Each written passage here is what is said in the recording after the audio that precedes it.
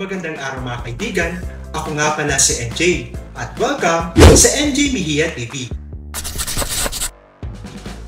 Dito sa ating channel, pag-uusapan natin ang mga paksang may kinalaman sa kultura, buhay, at politikang pang-Pilipino.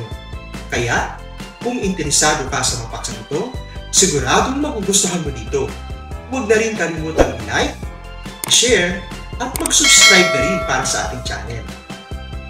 Ngayon, simulan na natin ang ating talakayan. Tara, samahan niyo ako.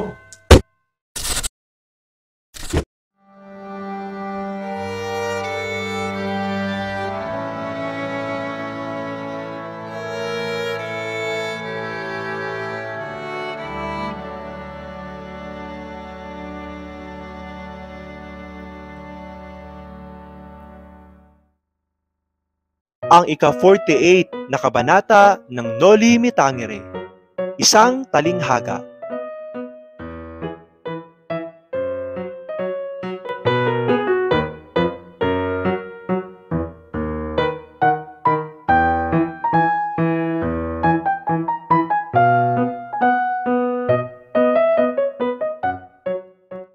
Dumating si Ibarra kinabukasan, gaya ng ipinangako ni Lucas.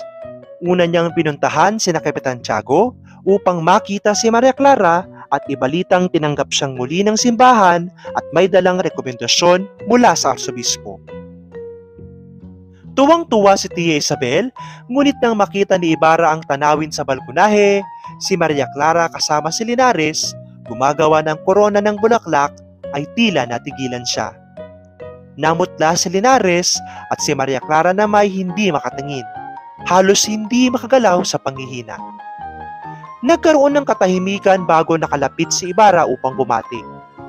Walang maisagot si Maria Clara at si Linares ay nanatiling mailap ngunit may dignidad. Naramdaman ni Ibarra na tila hindi inaasahan ang kanyang pagdating at nagpaalam ng may bigat sa loob. Ngunit nang muling magtama ang kanilang tingin, nabasa ni Ibarra ang pighati at tila pagsusumamo sa mga mata ng dalaga. Sa ganoong tinig, sinabi ni Maria Clara na lagi namang bukas ang pintuan para sa kanya.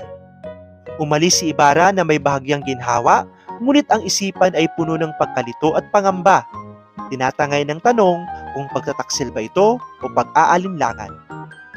Dumiretso siya sa paaralang ipinapagawa at nakita niyang malaki na ang isinulong ng proyekto. Masiglang sinalubong siya ni Maestro Juan, ipinakita ang matataas na pader at matitibay na kahoy at ipaniliwanag ang dagdag niyang proyekto. Pagdaloy ng tubig patungo sa isang tangke na makatutulong sa halamanan, lubos itong pinuri ni Ibarra. Pinanatag din niya ang mga trabahador sa pagkasabing hindi na siya ekskomulgado, bagay na tinawanan lang ni Maestro Juan sapagkat para sa kanila, kahit pare tulad ni Padre Damaso na na-ekskomulgado rin, ngunit hindi naman naaapektuhan. Sa katahimikan ng hapon, naiwan si Ibarra na unti-unting nababalot ng mga tanong tungkol kay Maria Clara. Isang talinhagang hindi niya mabigyang linaw.